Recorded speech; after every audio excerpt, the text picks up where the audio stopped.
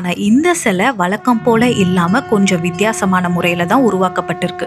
கடல் மட்டத்துல இருந்து 20 அடி உயரமுள்ள பாறையில 58 அடி உயரத்துல கான்கிரீட்டாலேயே கட்டியிருக்காங்க. இந்த வடிவம் பாத்தீங்கன்னா சிவபெருமான் ஒரு கால தரையில ஊன்றியும் மற்றொரு கால சமணம் போட்ட நிலையிலையும் வச்சிருக்காரு.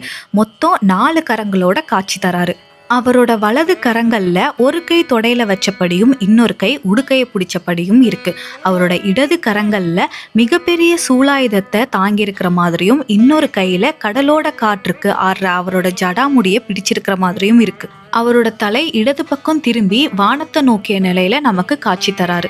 இதெல்லாம் விட நான் ரொம்பவே பார்த்து வியந்தது பாத்தீங்கன்னா அவரோட ஜடாமுடியில சிக்கி வெளியில வர மாதிரி நல்ல ஒரு அழகிய பெண் வடிவத்துல கங்கா தேவிய வடிவமைச்சிருக்கிறது தான். இப்படி கங்கா தேவியும் ஈஸ்வரனும் முக்கியத்துவம் கொடுத்து இருக்கிறதுனால தான் இங்க இருக்கிற சிவபெருமான் நமக்கு கங்காதேஸ்வரரா காட்சி அளிக்கிறாரு.